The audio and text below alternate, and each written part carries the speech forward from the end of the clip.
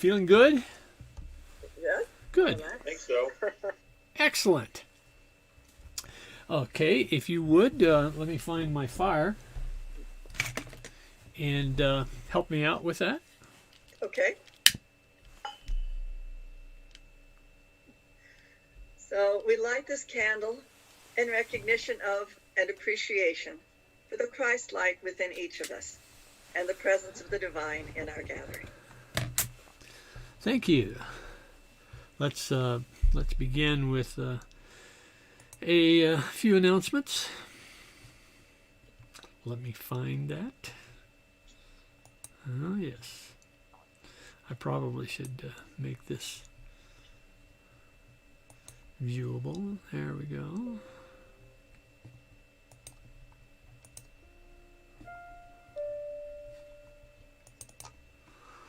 All right. So you're handed the lemon.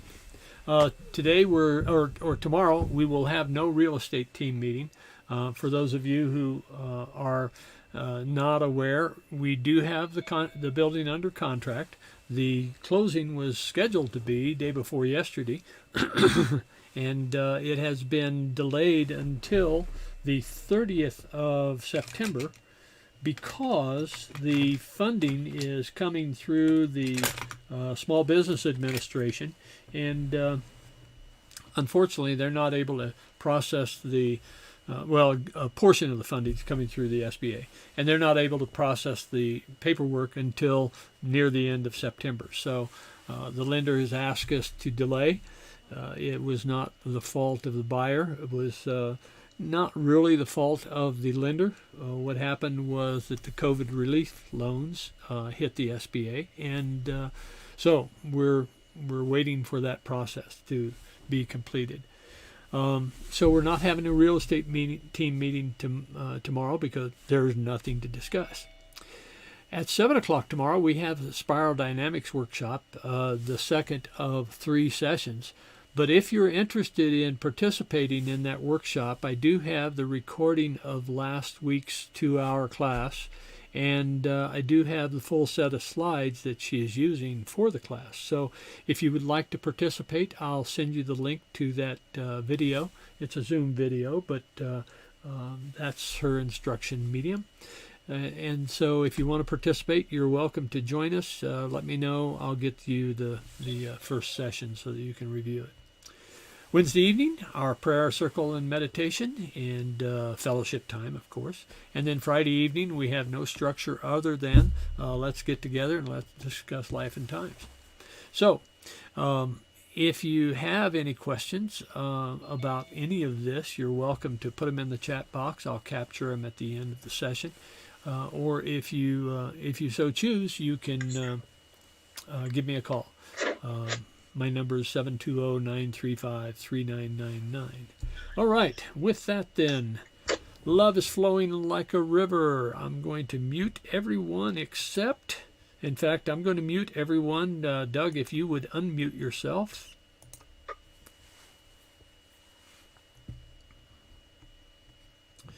Okay, good.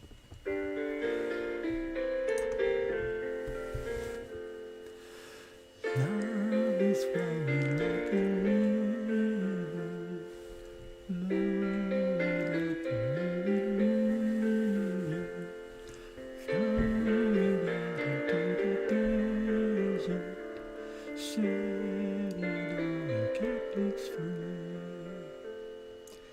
Peace is flowing like a river, flowing out from you and me. Flowing out into the desert, setting all captives free. Joy is flowing like a river, flowing out from you and me. Flowing out into the desert, setting all captives free. And our affirmation for Living Water Unity. If you would like to unmute yourself and join in the cacophony, please do. Let me move my thumbnails. There we go. Together, Living Water Unity is a thriving spiritual community inspired to embrace and share our abundant good now. I am empowered for joyful living by expressing God in each moment.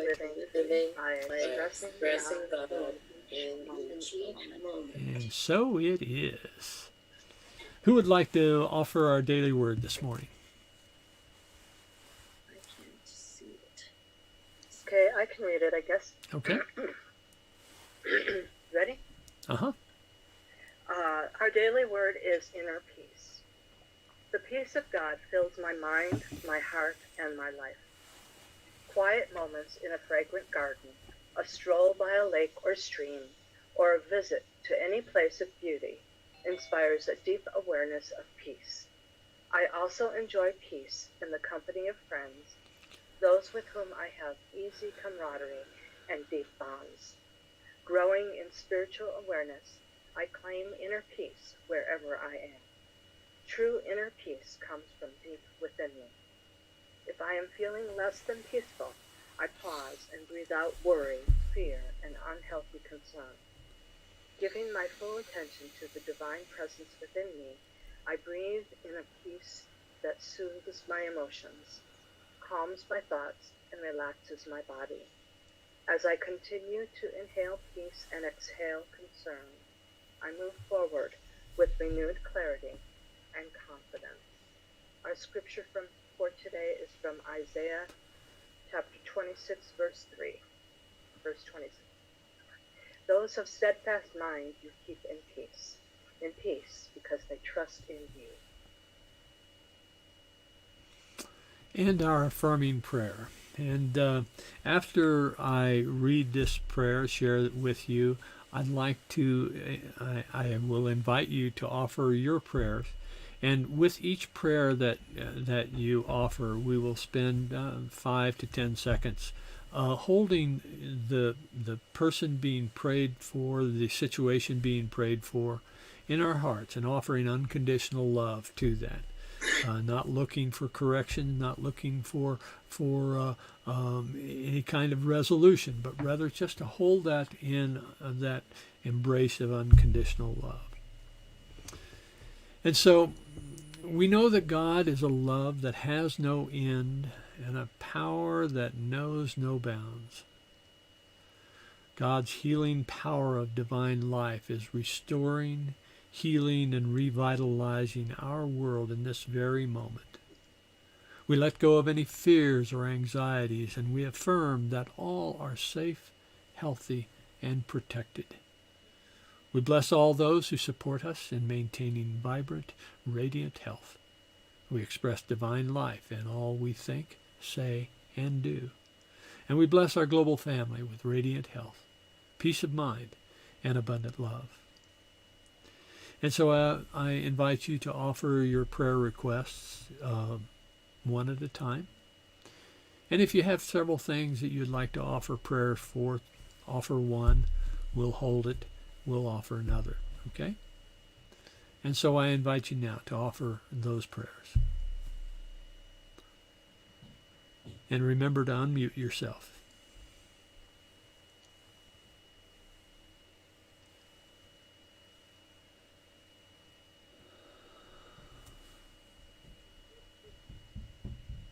I'll offer prayers for Betty's health. She's with us today, and to see her continued vibrant health.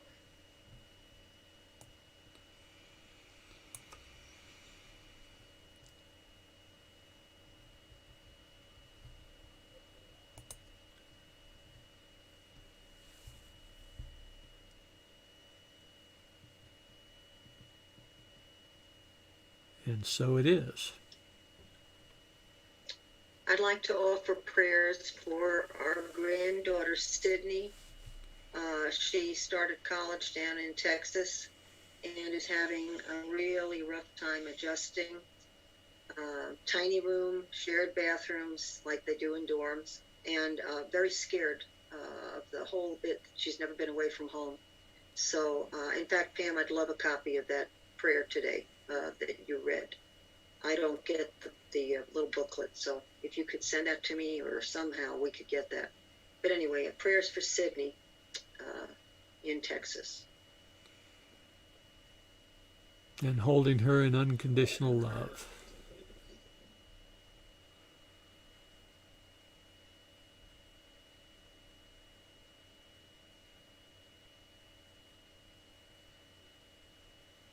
And so it is.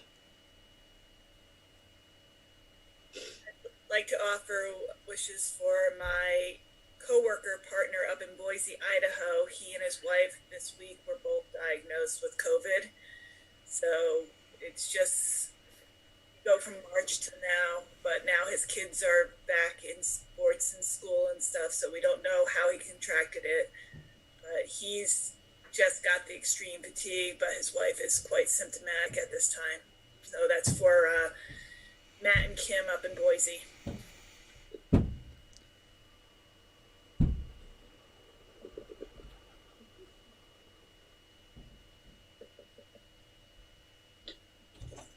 And so it is. I'd like to offer prayers for rain over the fires in both California and Colorado.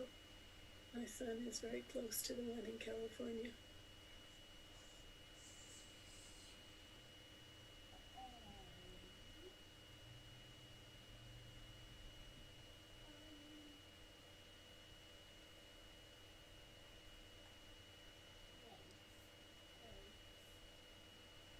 And so it is. I'd like to offer prayers for the firefighters all over the West who are fighting these horrendous forest fires, and for the people who are being affected by them.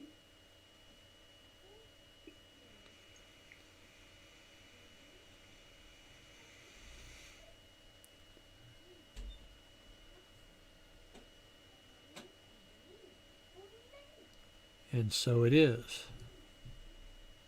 I'd like to offer prayers for Rose's daughter, Savannah, who is just starting college this week. She moved into her dorm, that she makes excellent decisions, and this is a new, wonderful adulting experience for Savannah and Rose.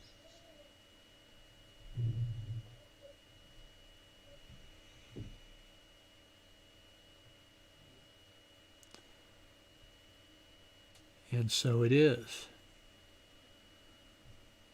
I'd like to begin by echoing Chris's prayer that was in my mind for the firefighters, and also bearing in mind that the categories and lists of frontline workers who are working to protect us during these times continues to grow. And now we're including firefighters because that is a new category to add for now.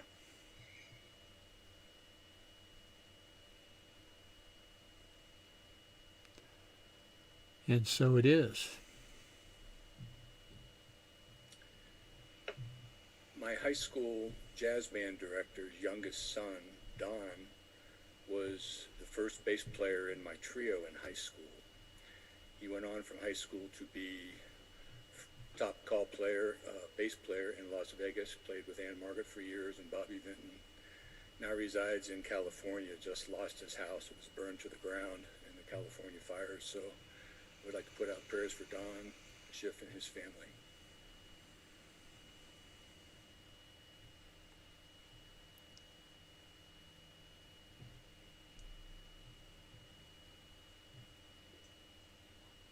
And so it is. Today would have been my mother's 93rd birthday if she hadn't made her transition many, many years ago. So I would like to offer a prayer for mothers everywhere, and that we can nurture that mothering instinct, whether we're male or female, and rejoice in all that is.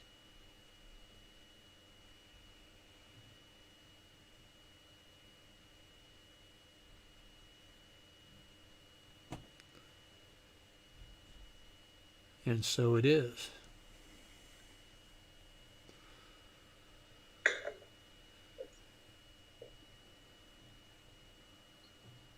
I'd like to offer prayers of protection and safety and health and success for Joe Biden and Kamala Harris in their bid for the presidency.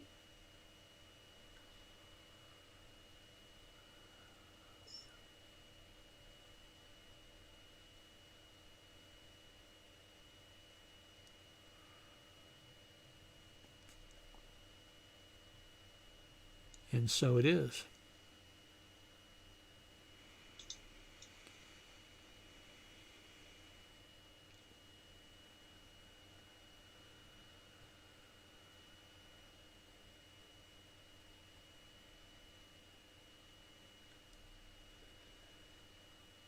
I'd like to offer prayers for Bert and his recovery from his heart valve infection and his recuperation through his antibiotic treatment.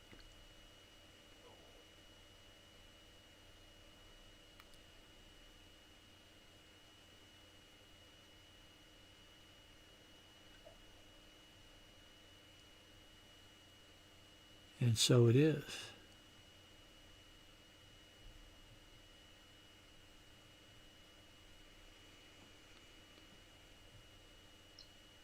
I'd like to offer prayers of safety, protection, and health for all those brave souls who are out there doing the census for us.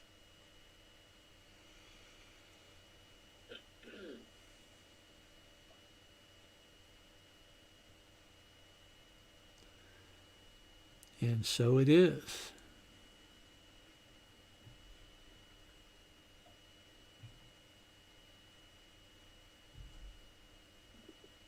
And are there any other prayers that you'd like to offer?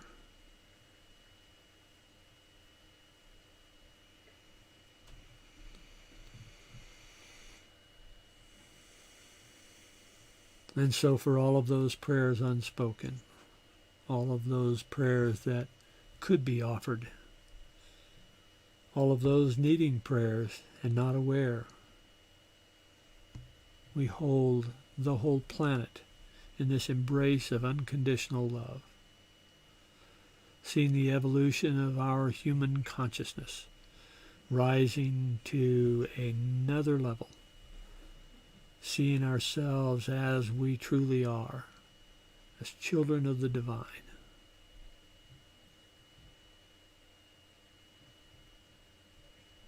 And for this, together we say, Amen. So, I guess I need my notes. We have this opportunity. We've been speaking of the bulletproof spirit and how we establish that bulletproof spirit, how we encourage and nurture that bulletproof spirit. We have the opportunity through our thinking to transform. Turns out that the transformation process is one that we all go through all the time, whether we want to or not. The transformation process is one that we have the opportunity to engage. And so when we're handed a lemon, the question is, what do we do with it? You know, the popular answer, well, of course, what we do is we make lemonade. Yes, but a chef could rattle off many different uses for a lemon, transforming the taste, using its acidic properties to transform the chemical reactions that occur in the cooking process. A less skilled alchemist might take that juice of the lemon, add water, sugar, tasty treat, especially if it's cold. And some of us might say, well, if nothing else, I can just put it down the garbage disposal, the last thing after I've cleaned up the kitchen, and grind it up and freshen up the smell of the kitchen. So lots of things that we can do with our lemon that we've been handed. But all of it is about transformation. It's about transformation of our situation, transformation of our food, transformation of our refreshments. The alchemists in the Middle Ages used the human skull as the vessel through which they tried to make that transformation. Typically, transformation, the alchemist's primary goal was to transform base metals like lead into gold. Lead was a popular choice because it was heavy, it was malleable, but it was also common.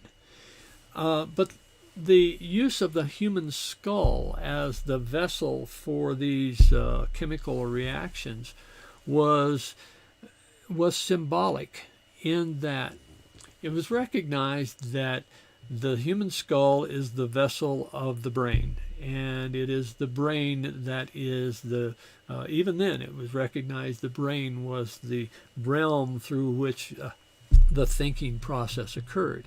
And so the symbolism is that if you're going to have this alchemical transformative experience, it needs to begin in the thinking process. So we recognize that when we're handed a lemon, our reaction might range all the way from frustration and anger, fear. It might include self-pity. It might include grief.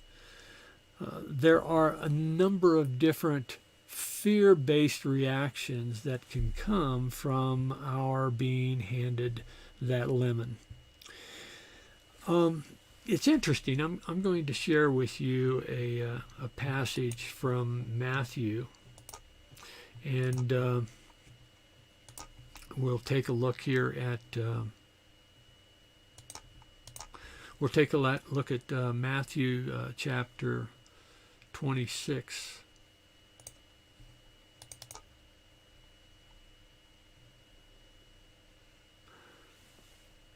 And I forgot our music. We're going to have Doug play. I'll get on here with the talk. We'll have Doug play before our meditation. In Matthew 26, verses 37 to 39, he's in Gethsemane. He took with him Peter and two sons of Zebedee, that is James and John, and began to be grieved and agitated. Then he said to them, I am deeply grieved, even to death. Remain here and stay awake with me. And going a little further, he threw himself on the ground and prayed, My Father, if it is possible, let this cup pass from me, and yet not what I want, but what you want. And in this passage, we see what is involved in the transformation process. Acknowledging what he is feeling, I am deeply grieved, even to death, and going a little further. That is, some time passes. He is able then to change his thinking and say, My Father, if it is possible, let this cup pass from me, yet not what I want, but what you want.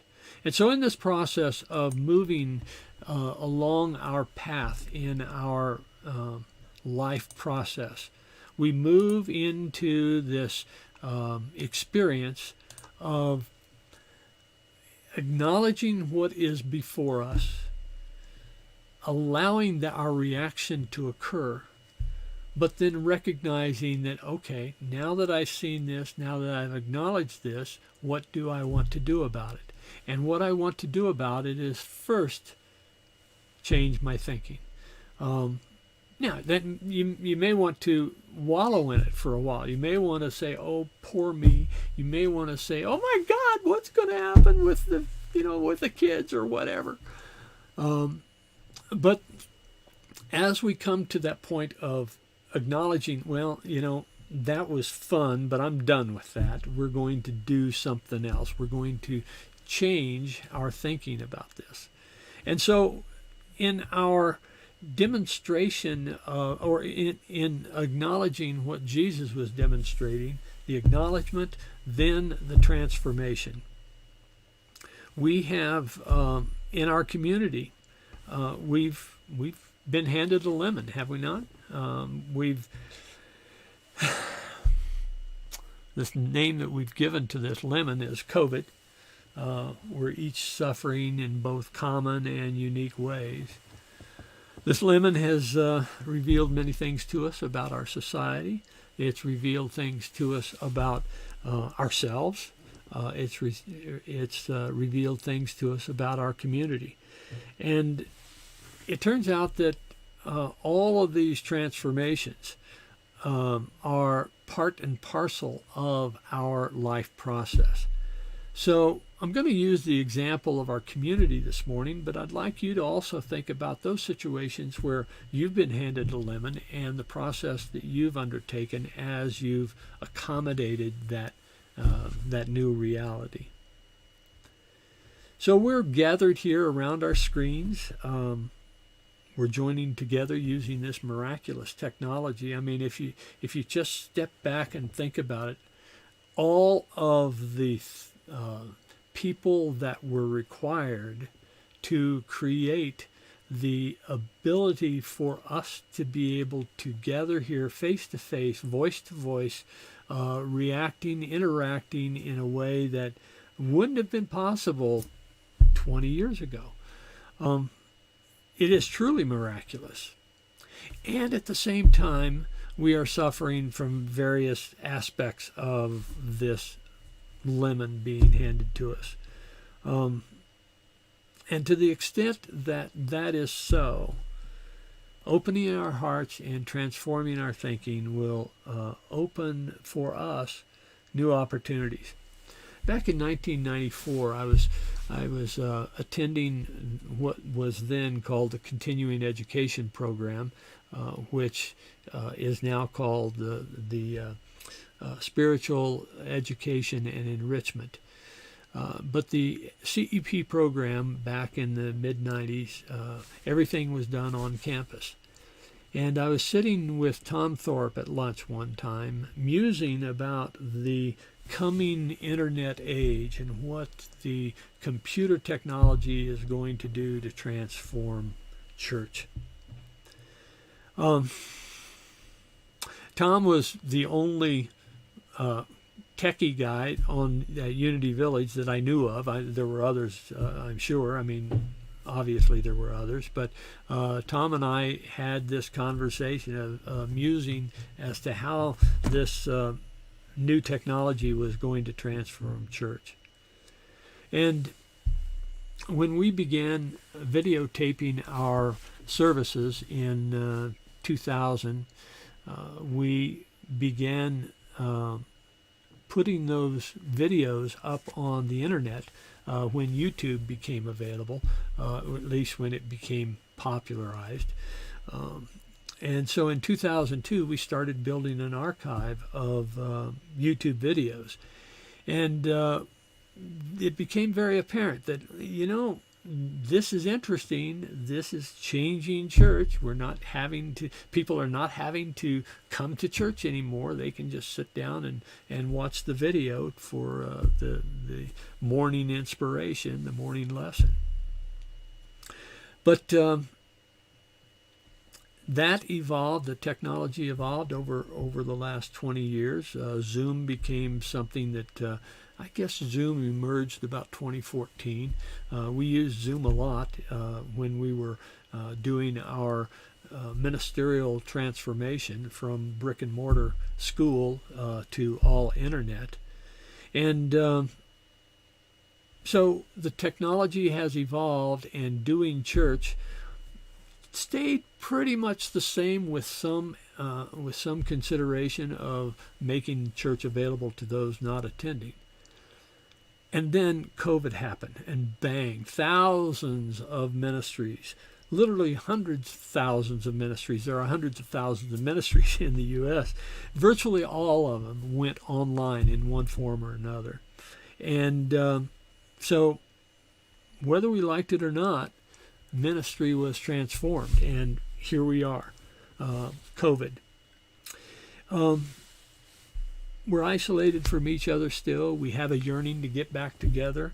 We look out at the experiences of other ministries where they've prematurely gotten back together and been the been what has been called the super spreader event, where many people in the congregation came down with COVID. We have schools opening now, and as Carol referred earlier to in her prayer request, that, well, you know, it's possible that that COVID entered her friend's household through the students that were going back to school. We see literally thousands of students in isolation across campuses across the U.S. We see schools shut down the week after they open. So, you know, we are faced with this issue, and the question is, what do we do about it? How many of you are familiar with this technology called, or this practice called kintsugi? Kintsugi is it's a Japanese art.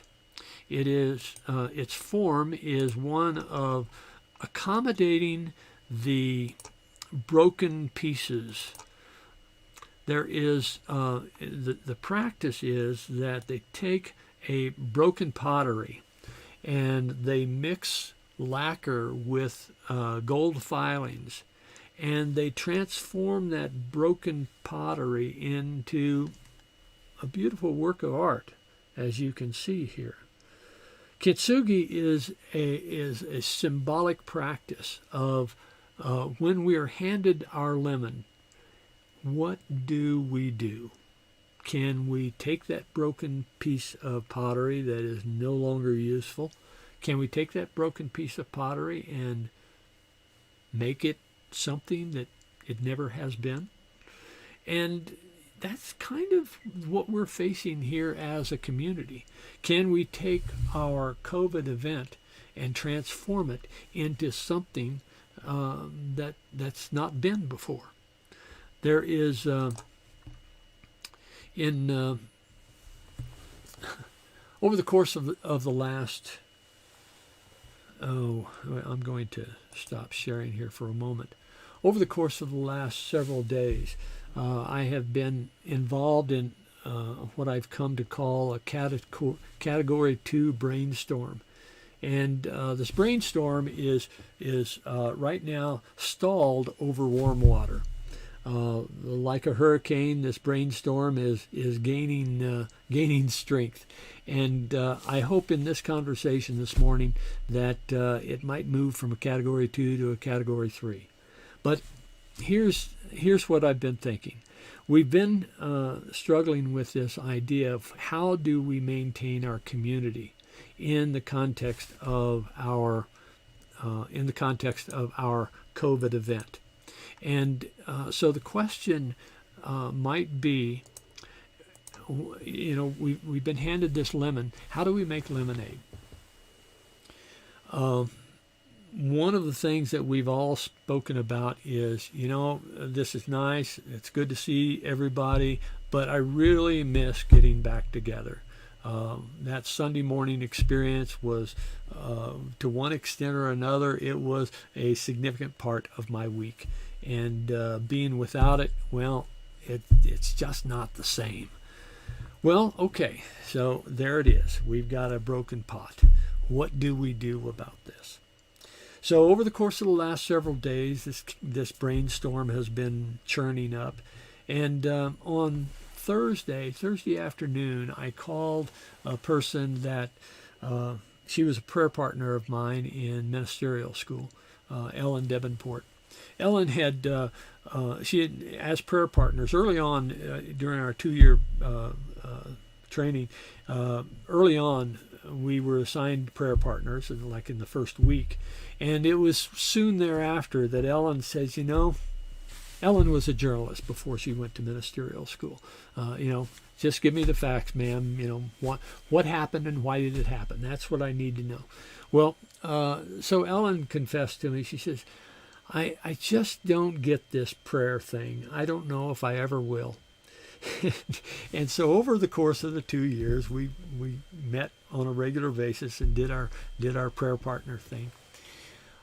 She graduated. She became a minister at a small ministry in Wimbley, Texas, in the hill country of Texas. And over time, she wrote a book called The Five Powers, or the Five Principles of Unity. And it has become one of the foundation training texts that ministry use for orientation of new members. Being a journalist, having written that book, and she also served on the board at Unity Village for, I think, 4 or 5 years, whatever the board members' terms are. She was hired as the vice president of content for Unity Village. And what that includes is the Daily Word, Unity Magazine, Unity Online Radio, and Unity Publications. So she is now, not having gotten this prayer thing early on, we see the transformation that has occurred. She wrote a book. She's now in charge of Daily Word and Unity Magazine and Unity Online Radio. So I called her and told her about what we were doing and what I was thinking about. And she said, one of the things that happens continually is we get readers who don't have a Unity church nearby calling us or writing us and asking us, how can we get involved in a Unity Center? Okay, so that conversation, that occurred on Thursday. The brainstorm continued on Friday and through the weekend. And I concluded that what I need to do, is I need to engage the president of Unity Worldwide Ministries, which is Patricia Bass. She's also a classmate of mine. Jim Blake, who is the president of Unity Village. Unity Village and Unity Worldwide Ministries are attempting to come together as one organization. I also, my table mate during ministerial school was just the chair of the board of Unity Worldwide Ministries, Sharon Ketchum. She's since handed the gavel to her the person following on, and so I talked to her. But I'm going to have a more extensive conversation this week about this thing called Unity Remote. Well, what is Unity Remote? Let's go back to our sharing here. Unity Remote is like Silent Unity, like Daily Word, Unity Online Radio.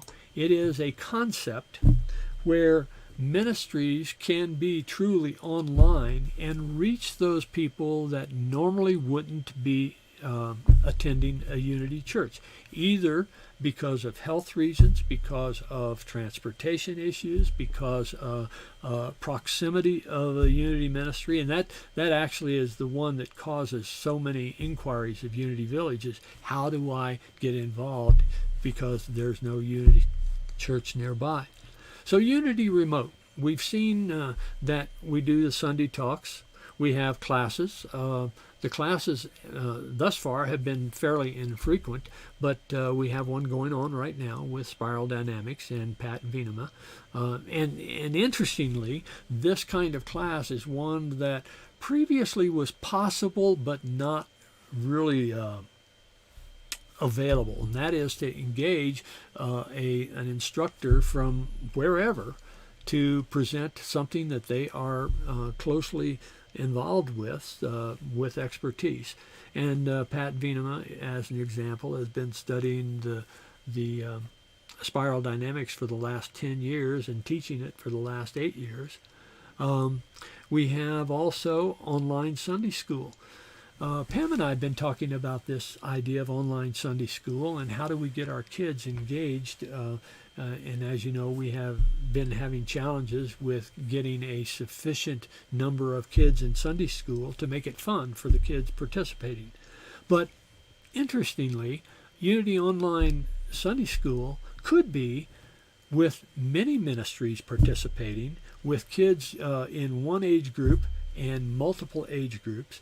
Unity Sunday School, including the traditional lessons. Turns out I talked to Troy, my grandson, about this on I think it was Friday night, and he said, you know what we could do?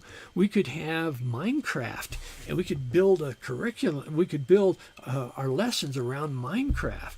And we could do Minecraft Sunday School. And that got me to thinking that, there are really a lot of potential in that. Number one, it engages the kids. Number two, it is very flexible and very versatile. For instance, we have a lesson on Jacob and Isaac. We could actually build a Mount Moriah in Minecraft land, and the curriculum could be engaging the students in traveling to Mount Moriah. So then we have such things as adult affinity groups. I've used the example in other conversations about, for instance, a quilting group.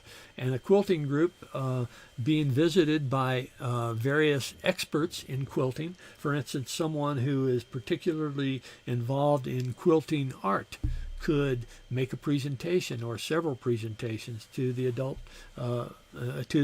quilting group. And likewise in many other affinity groups. But those affinity groups do not have to be just within a ministry. They could be affinity groups where people are associated from many different ministries. Kay was telling us on Friday, she was relating the experience that she's had with her writers group being on Zoom. She was introduced to a grandparents group, and the grandparents group is someone back in Virginia or North Carolina or somewhere back on the East Coast.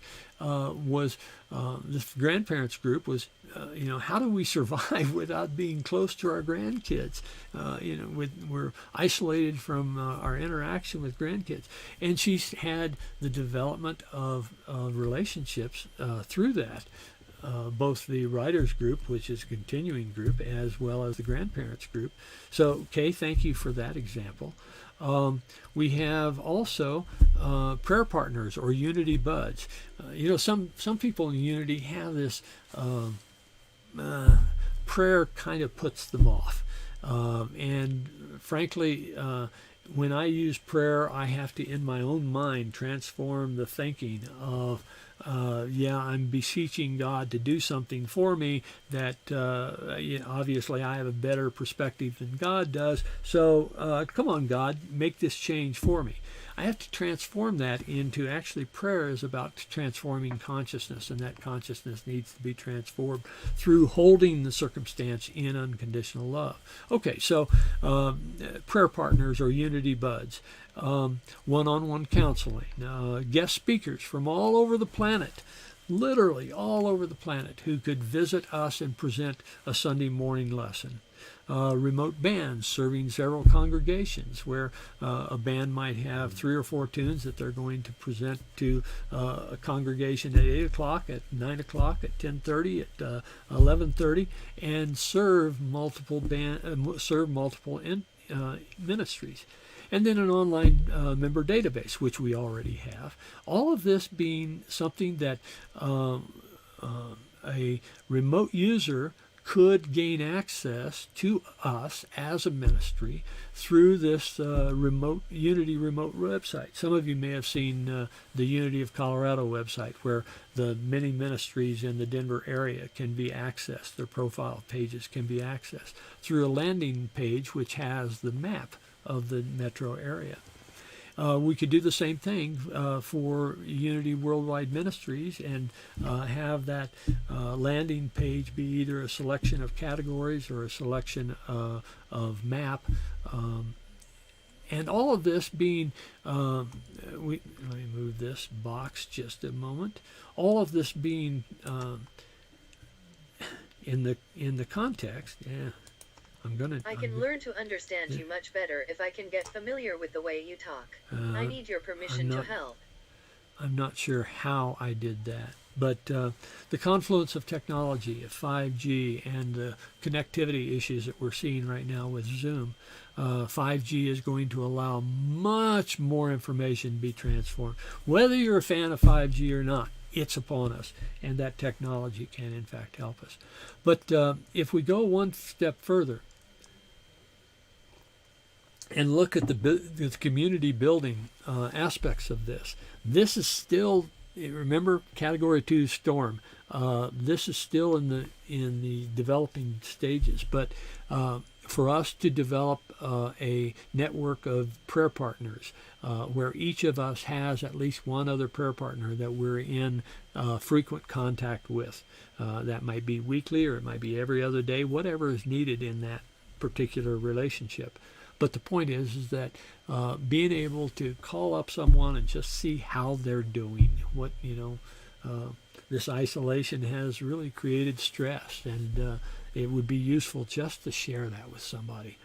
Affinity groups, classes, online member directory, all those things that we have, that we can have right now, that's a building block of building community.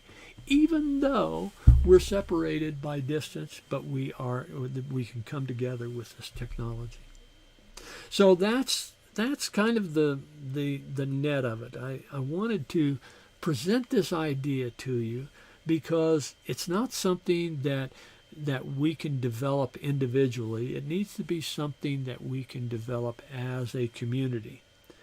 But taking it that one step further, of being a test bed, if you will, a guinea pig, if you so insist, but being a model ministry that other ministries can follow and create this greater community of Unity Remote, like Unity Online Radio. This being a community of online communities that can share resources, share ideas, share ways of building and growing as what we are, an online ministry. So I'm going to stop sharing here, and I'm going to ask you to share your thoughts here for just a few minutes. What are you thinking about this? I mean, obviously, this is the lemon that's been handed to us. So what do we do about it?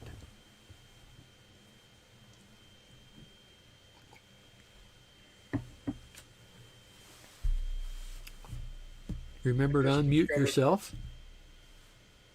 Go ahead. I just discovered that soon to be with us is 6G, which doesn't have the drawbacks of 5G. Okay.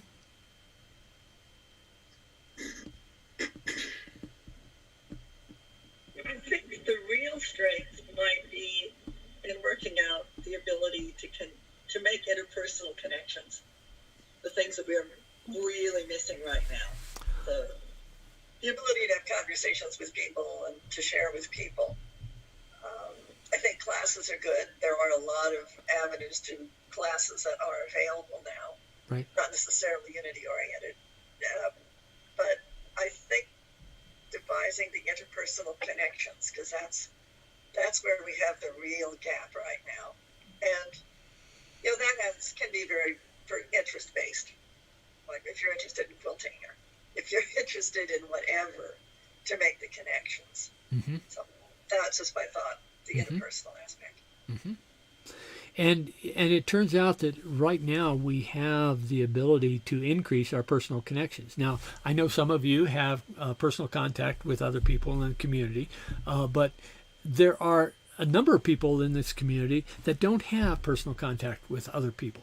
How do we engage them? And that is something that we can consciously, with intention, expand that network of personal connections within our community. Thank you, Kay. There are ways for larger classes to break out into discussion groups virtually. Mm-hmm. It's a separate room that the host of the class can put people into. Mm-hmm. So yeah, we do that with particularly the writers group, which tends to be about 25 people, which is good up to a point. But for bigger, closer conversations, we'll break into groups of 3 or 4, and then right. Yep. And I wasn't sure everybody here was aware that technology is available on Zoom. Mm-hmm. So it's a platform you're used to, but the host can break you up into smaller groups to have smaller discussion groups, and that can happen. That can actually happen in with people from all over the world. But you could say divide people purposely by region. Say we've got 5 people that don't know each other in Montana.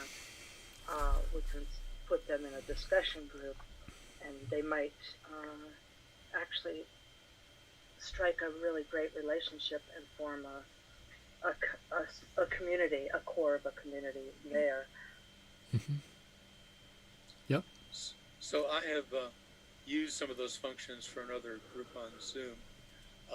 It's pretty easy to break people into arbitrary groups. It's a little more challenging to break them into particular affinity groups, although not impossible. If you have a regular Zoom subscription, it's available to you. I think the ceiling on it is something like 40 groups, which will accommodate most people. Mm-hmm. And let me mention branching off or adding to a conversation that we just were having. I think, David, there's getting to be a greater interest in social media groups that don't collect data. And I think that's an opportunity for someone. Certainly a nonprofit like Unity Church could do something like that. It might be a little challenging technically, or somebody commercially would do it. But I think it's getting to be a greater number of people would be willing to pay a monthly fee just so they knew that Zuckerberg and Amazon and all these people weren't collecting data and constantly remarketing them with little pop-ups that go everywhere you go. So, I think there's definitely opportunities there. May I say Thank you, Jeff. Yeah, Ellie? I think what we're missing is the personal interaction, and how do we this is what Kay was talking about. Mm-hmm. We want to touch people, we want to interact one-on-one. But I think it's a great idea for spreading the word. I mean, we can include a lot more people in Unity. They'd be willing to listen and participate. How do we get back to one-on-one? And getting back to one-on-one without a physical facility, we can still do that, of course. We can get back one-on-many as well. We can organize picnics as we did, 3 weeks ago, 2 weeks ago with, I think there were 16 people that attended. We could get dinner parties or whatever in that kind of situation, and we still have COVID before us. I mean, as Carol alluded earlier, friends of hers who obviously are in the medical profession and aware of the dangers, nonetheless contracted COVID. So we need to be careful in those gatherings that we are COVID aware. We don't need to be COVID fearful, but we need to be COVID aware. And also, relating to that, we have someone from northern Minnesota that comes into our community. How does that person get connected when they don't know any one of us in this group? I have another question then. Are we talking about as long as COVID is with us, or does this go beyond that? Well, that remains to be seen. Don't know what that answer is. What is before us, though, is COVID. And so that restriction that we're seeing is one that, we can either put our heads in the sand and say, it's going to go away, it's going to go away, it's going to disappear just any day now. Or we could say, well, all right, when it does go away, or when we do reach herd immunity, or when it does change such that it is not as more as bad as it is, then we can expand our reach, we can expand our touch. But right now, it's here. So what do we do now? How do we make this work now? How do we turn that broken pot into this work of beautiful art? That is what's before us. And we have the opportunity to transform if we transform our thinking. But if we're going to stay with this idea that, well, we can't get together, therefore, what's the use? You make the bed, you sleep in it. I think we should look ahead as well as look at what's going on now, because that will create a better future for us. I think. That's what this is about too. Yeah. And a great model of that, my Unity Church back east, Ogan's ministry, they just sold their building as well. And they already said that when they find a new space and there's not COVID, they plan to maintain a Zoom presence at their live gatherings, so people who have been joining them from afar can continue to do so. So we can do our own little hybrid version of that as well. And it turns out that I haven't gotten in touch with Ogan. I have a to-do list item that says to get in touch with him, because I'd also like to involve him in this project, thinking about how do we increase the ability to connect in the context of the presence of COVID. Ogan Holder is the minister at Carroll's church back in Massachusetts. So I've got a couple of comments. Although it's looking to the future, I think it's probably not too early to open discussions with Unity churches that will survive physical buildings and talk about church sharing and trying to figure out ways that churches could meet on other days of the week, because church buildings by and large are highly underutilized and expensive to maintain, and that's probably not going to change. And I think there are a few Unity churches that are owned outright or close to it, so we might be opening conversations with them about church sharing and trying to figure out how we can make that work. The other thing, I've just been seeing this in the news a lot lately. I'm not sure if it's a matter of what I look at, but there's been a lot of coverage of tailgating parties that aren't happening because of all these college sports shutting down. And they even talked about, I don't know, it was like Alabama or one of these, 10 acres of tailgaters in the past. Obviously we don't want to set up a tradition of drunken revelry around barbecue pits, but it's interesting that people love to do that. And there's probably some ways we could set up group barbecuing and events like that kind of build on that interest and get people together. Anyway, I just thought I'd make that comment. I want to go back to your premise that we don't want to have drunken revelry around barbecue pit. Let's keep that open for consideration. Okay. We can have joyful revelry with joyful revelry. Okay, all right. We'll be drunk on spirit. Okay, all right. Let's. I'd like to have you think about this. I'd like to have you just put it perhaps in the middle background and come back to it from time to time. Think about how we can, and the most important thing is to how we can increase the personal relationships given our COVID environment. So before our meditation, I would like to have Doug share with us Embracing You from George Gershwin. Doug, if you would do that.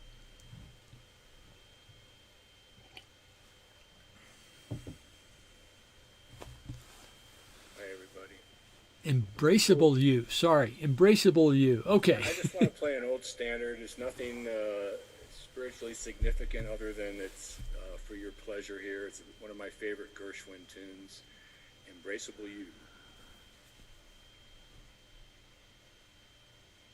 If I can remember how to play.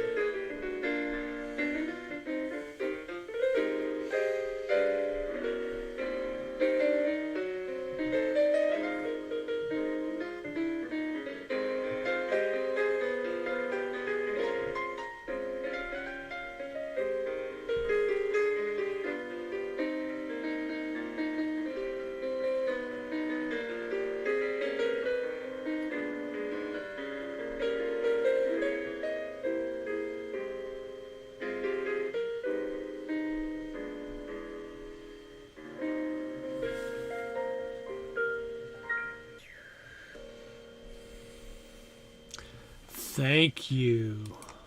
Yes. Hey, by the way, I love your new camera angle. Having your camera right there by the keyboard. So. Hey, hang on just a second here now. I gotta plug this. Doug? Yes, sir. Oh, you just went away. What'd you say? Tell them what's going on Friday evening, or I will. Jan and I have been asked to fill in. They're doing that 100 Nights of Jazz streaming that we've done a couple times before. We just got one this coming Friday. Someone canceled, I guess, and asked us to play. So we're going to do. We got together yesterday and went over some new material. We're going to do a program Friday night at 7 o'clock called Bosses and Ballads, kind of a nice mellow evening of relaxing music. And it'll be, I'll either send out an email, but the best way you can do it is you go to YouTube and you type in classic pianos concerts. And they have all the concerts they've done so far on there, but the most recent one should be at the top. And it's Jan Cleveland this Friday. Thank you. Thank you. Actually, we're going to let that. Thank you, Barbara, for your donation, and thank you, Stanley's, for your donation. And you can make donations directly to Doug by going to YouTube and using what is it, roastdoug at Gmail? Is that right? It is. Yes. You go to PayPal first. Oh, PayPal. I'm sorry, PayPal. Yeah. And then they ask you who you want to send money to, and you put my email in there, roastdoug@gmail.com. And there's no period between that, right? It's just roastdoug, one word. Okay. All right, good. So paypal.com, roastdoug@gmail.com. When they do those streaming concerts, they actually put that link underneath the YouTube video. So that link will be there. Okay. Well, we have had a long discussion here. We're well over. We will let that be both our meditation and our music. So, Doug, thank you so much. Embraceable You, George Gershwin, channeled through the inimitable maestro of Living Water Spiritual Community and head of Irreverence. So, with that, let's go over to our closing benediction. Doop.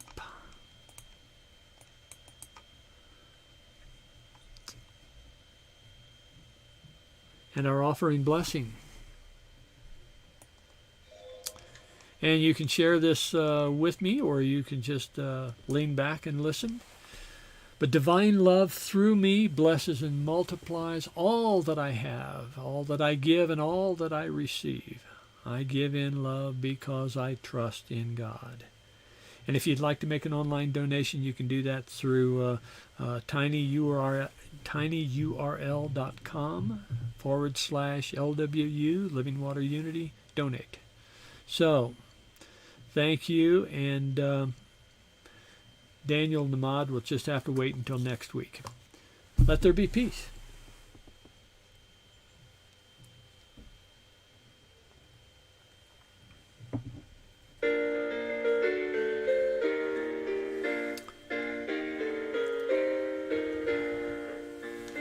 Let there be peace on earth, and let it begin with me.